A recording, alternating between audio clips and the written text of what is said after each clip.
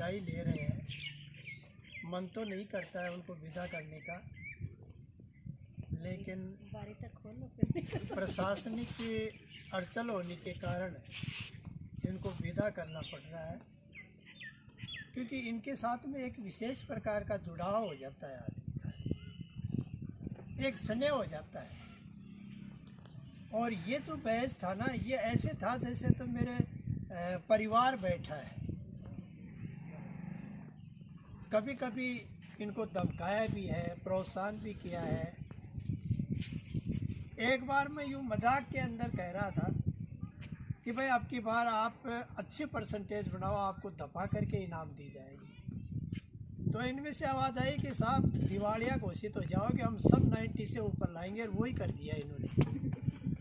यानी इनमें जुनून था, जिद थी, काम करने की तमन्ना थी। ये पहली बार मैंने देखा है।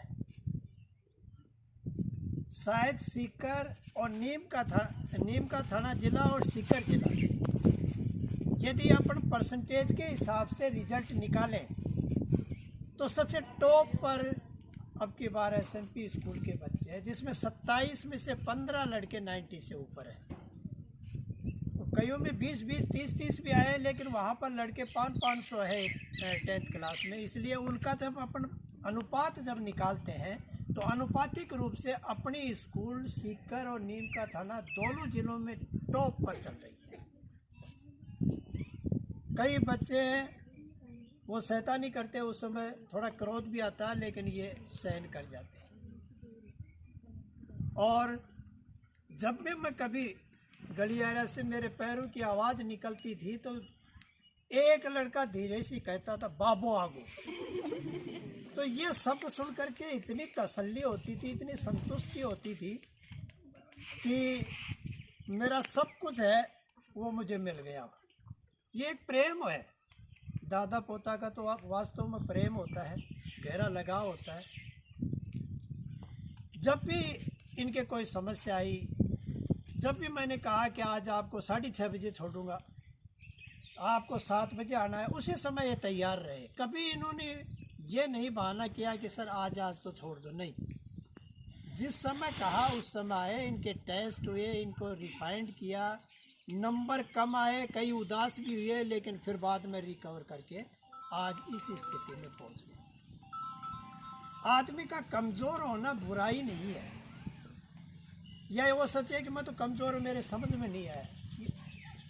सबसे बड़ी बुराई है कि वो समझ ले कि ये मेरे समझ में नहीं आता है या मैं नहीं कर पाऊंगा। वो समझो लड़का आगे प्रोग्रेस कर ही नहीं सकता। और जिसने ये सोच लिया कि ठीक है मेरे से नहीं आता है, लेकिन मुझे सीखना है, मुझे करना है, तो आप उलझ जाइए उस प्रॉब्लम के अंदर, आप उस कार्य में जुट जाइए, तो निश्चित रूप से आपके पास में बहुत बढ़िया फल मिलेगा। और आगे भी इसी प्रकार से आप मेहनत करते रहेंगे तो निश्चित रूप से आपको अपनी पोजीशन है वो सही जगह पर मिलेगी। अपनी स्कूल को खुले हुए ज़्यादा दिन नहीं हुए, अब अपनी स्कूल का रिजल्ट आने लग गया है। जैसे एक लड़का है IIIT में पुणे में पढ़ रहा है, 2 लड़के NIT कर रहे हैं, 2-3 लड़के MBBS कर रहे हैं। और अपना जो ये इतना बड़ा समुदाय जाएगा आगे, आप देख लो इनमें से कितने डॉक्टर और कितने IITN और कितने RS और IS बनेंगे। मुझे पूर्ण विश्वास है, क्योंकि एक तो इनकी सीटिंग अच्छी हो गई। जिस बच्चे की सीटिंग अच्छी है और जिसके अंदर गर्मी सर्दी और असुविधा सहन करने की क्षमता है। अब आप कहोगे कि असुविधा कैसे, बरसात हो रही है उसमें भी आपको आना पड़ रहा है, कितनी गर्मी पड़ रही है उसमें भी एक्स्ट्रा क्लास लेने के लिए आना पड़ रहा है, पसीने भी आते हैं, कभी लाइट चली जाती है। ये सारी परिस्थिति इसलिए क्रिएट की जाती है कि आप हर परिस्थिति में समायोजित हो जाए। ऐसी बात नहीं है यहाँ AC भी लग सकता है, AC का बसों में भी भेज सकता हूँ मैं, लेकिन नहीं, जितनी ज़्यादा सुविधा देंगे उतनी आप न्यूट्रल होंगे, आलसी होंगे और काम के प्रति लापरवाह बनेंगे। जितने आप संघर्ष पसीना बहाएंगे, जितना आप काम करने के ऊपर रुचि होगी कि मुझे तो करना ही है, तो वो निश्चित रूप से सफलता प्राप्त करें। मेरे 2 बच्चे थे और दोनों ही आलस्य में ज़िंदगी बिताना चाहते थे, लेकिन दोनों को इतना खींचा, जिया को मुकेश जी ने वहाँ पर और दक्ष को यहाँ पर। मैं 11-11 बजे तक शूटिंग के अंदर बैठा रहा। दादाजी मैं थक गया हूँ। नहीं थका नहीं, अभी तो 5 शॉट और का।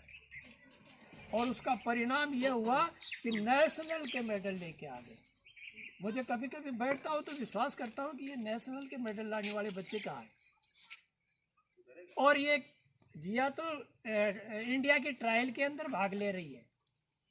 और यदि अब की बार थोड़ा सा कष्ट और सहन कर लेंगे तो मैं सोचता हूँ कि 2028 या 29 में जो ओलंपिक हो रहा है, शायद अपनी स्कूल का भी कोई बच्चा पार्टिसिपेट कर ले, ये मैं आशा करता हूँ।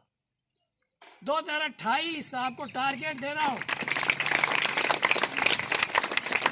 2028 के अंदर इस स्कूल से 5 डॉक्टर और 5 IITN और कम से कम 2 वर्ल्ड लेवल के चैंपियन मुझे चाहिए। आपको तय करना है कि आप क्या करना चाहते हैं। मेरा आशीर्वाद आपके साथ में है। हमेशा आपको जो भी चीज़ की ज़रूरत है, आप गाइडेंस के लिए संस्था के रूप में कौन सी संस्था ठीक है, कहाँ पर क्या करना है, आपको पूरा सपोर्ट मिलेगा। आप ये मत समझिए कि सर के पास में शर्म आएगी जाए जब। ये अब आप मेरे बराबर के हो गए हैं। वो कहते हैं ना कि बेटे के बाप की जूती आने लग जाती है तो वो भाई बन जाता है, बेटा नहीं रहता है। तो अब आप है वो एक तरह से बराबर के हो गए। यानी समाज के अंदर तुम जा रहे हो, एक नई जगह पर जा रहे हो, एक नए परिवेश में जा रहे हो, जहाँ पर आपका बंधन नहीं होगा, जहाँ पर आपको खुला वातावरण मिलेगा। लेकिन उस खुले वातावरण को आपको यहाँ के बंधन के साथ में जोड़ना है कि वहाँ पर मैं बंधन में था, मुझे क्या रिजल्ट मिला, यहाँ पर मैं खुला हूँ तो उसका मैं सदुपयोग करूँ।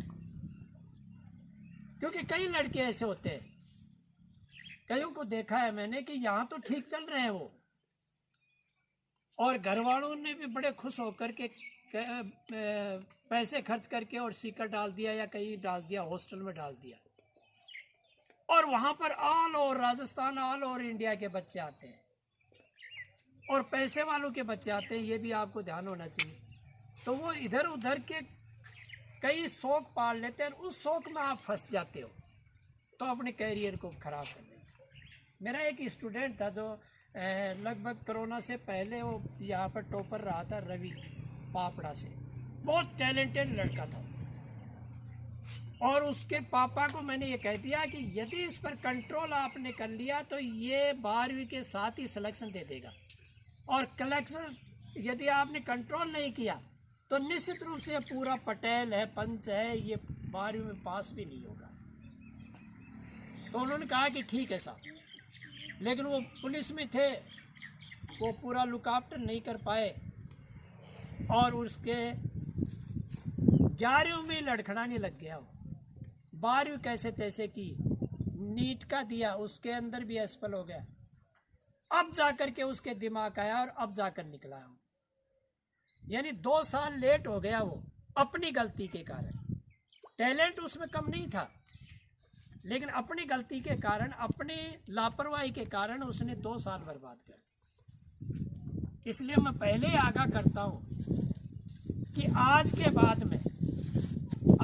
बाद में एक तो फ्रेंडशिप जो नाम की बीमारी है, इसको कट ऑफ कर दो। आप बिल्कुल कट ऑफ कर दो कि मेरा दुनिया के अंदर कोई दोस्त नहीं, सिर्फ दोस्त है तो मेरे परिवार के सदस्य, मम्मी पापा दादा दादी, ये सबसे बड़े दोस्त होते हैं। ये जो कहते हैं वो आपके भले के लिए कहते हैं और वो ही सच्चा सोचते हैं, या आपके टीचर सच्चा। बाकी आपके दोस्त तो जब तक आपकी जेब में पैसे हैं तब तक बड़े, चल यार ठंडा पियेंगे, पिज़्ज़ा खाएंगे, चलो आज तो वहाँ पर पार्टी करके आएंगे। किसका टाइम बर्बाद हो गया। सिर्फ ये 4 साल है आपके पास में, इन 4 साल में अपने आप को सहमित कर लिया तो दुनिया की कोई ताकत नहीं जो आपकी प्रोग्रेस को रोक सके। किसी भी फील्ड में जाओ चाहे आप, मैं ये नहीं कह रहा है कि आप डॉक्टर बनो, मैं ये नहीं कह रहा है कि IITN बनो, लेकिन आप जिस भी, चाहे आर्ट्स में भी जाओ, लेकिन आर्ट्स में भी आपने कंसंट्रेशन कर लिया तो उसमें भी बहुत अच्छे चांस है। फील्ड कोई ख़राब नहीं है, सब्जेक्ट कोई ख़राब नहीं है, ख़राब है आपका कंसंट्रेशन। यदि सही है तो दुनिया की कोई ताकत नहीं जो आपको रोक सके। और यदि कंसंट्रेशन आपका बिगड़ गया तो दुनिया की कोई ताकत नहीं, चाहे आप कितने पैसे बहाओ, आप सक्सेस नहीं कर पाओगे। और जब सफलता मिलती है उनको कितनी खुशी होती है, आपके गांव को, आपके परिवार को, और हमें तो ऑटोमेटिक ही खुशी होती है कि हमारा विद्यार्थी निकल गया। मेरे विद्यार्थी मिलते हैं, मैं नहीं जानता हूँ विद्यार्थियों, क्योंकि वो पढ़ गए। जब कोटना पढ़ाते थे रात के 11 बजे तक लगा रहता था, नीचे डोडा करके, नीचे फर्श पर बैठा करके, वो भी लगे रहते थे। आज उनका चेहरा वगैरह सब बदल गया, इसलिए मेरे पहचान में नहीं आते। लेकिन जब कभी भी कोई जगह जाता हूँ तो आकर के धोख खाते हैं। तो गर्व होता है कि इन बच्चों के मन में आज भी मेरे प्रति सम्मान है। वो जानते हैं कि निस्वार्थ भाव से इन्होंने मदद की थी। और किसी भी ऑफिस में चले जाओ, कोई ना कोई तो मेरा चेला मिल ही जाएगा, यहाँ का नहीं तो दूसरी जगह का मिल जाएगा। मैंने आपको एक बार बताया था कि सेक्रेटरीट में मेरा काम अटक गया था, स्कूल से संबंधित जो भयंकर ही अटक गया था। मैं कल्पना नहीं कर रहा था कि मुझे मान्यता मिल जाएगी। मैं सेक्रेटरीट में घूम रहा था, मेरा चेला आया, चरण स्पर्श किया, बोलो गुरुजी आप यहाँ पर कैसे? मैं उसके मुंह की तरफ देखूँ कि भाई मैं तो नहीं जानता। तो उसने कहा कि वहाँ